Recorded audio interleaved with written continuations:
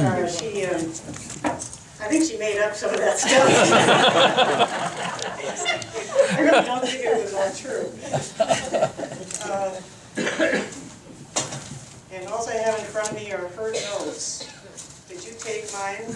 Yes, you did. That's all right. Forget it. I don't need it. But I would like to thank Coach Laughlin for, sending a letter and nominating me, and then coming here all the way from Montana to introduce me, which is amazing. Very kind. Your check's in the mail. And I'd like to thank all those other people, all my family and friends that have come here to help support me with this award. And I would like to introduce a couple of them. I'd like to introduce my husband, Bob Kraft, who played football here, and he was homecoming king too.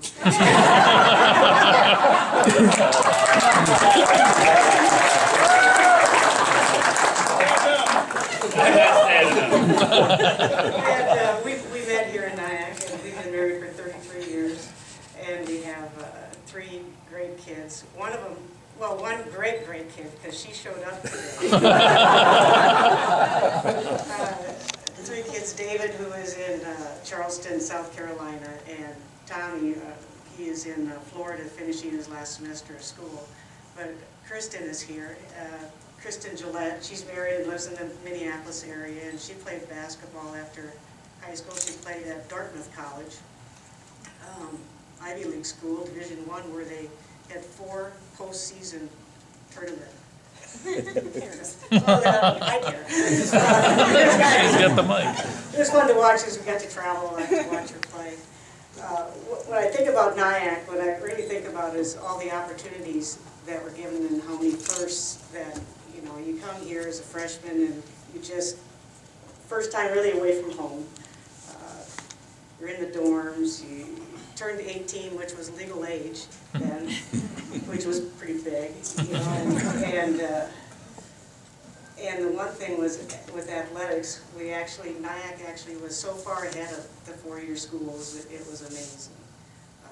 We were women's athletics, they'd only had it for basketball for 2 years, and yet we were treated completely equal to the guys. I mean, we had practiced in the same place, played in the same place, had the uniforms, traveled, we had very little to no expectation, and we were treated with respect, and people came out and watched games. Faculty and staff were wonderful here. I mean, they came to every game. And it was pretty amazing. It was a great experience. And I went on to Iowa State after that, which really showed the differences, because at Iowa State we played in the Cracker Box. We had 1 set of uniforms. We brought portable bleachers in for our games, and we played in the Cracker Box. And it just wasn't the same respect that the other schools got, which it kind of tells you too why we were able to compete. Every year I was here, the 2 years we played UNI, we played Iowa State, we played University of Iowa, we played University of Minnesota, and we regularly beat all those teams except for Iowa State that we didn't beat. But I think that was a big reason I went there, actually. But it seems like the smaller schools were so much farther ahead, and it's probably because you give the basics, you give what you need, and we were given everything we needed, plus all the support from the community. The larger schools that have all the money to give, they're the ones that had the big differences. I think when I was at Iowa State, the men's basketball team had a $750,000 budget, and ours was $30,000, and yet at the end of the season, our coach got scolded, she said, because we lost $30,000. Well, the men's team that year lost $150,000 out of their $750 budget. So, and I mean, it just shows me and should show everyone that a community college can be so important in your life, and the people you meet, places you go, things you do, it helps you to grow up. And as far as, you know, I know the slogan is NIACC first. It makes a lot of sense.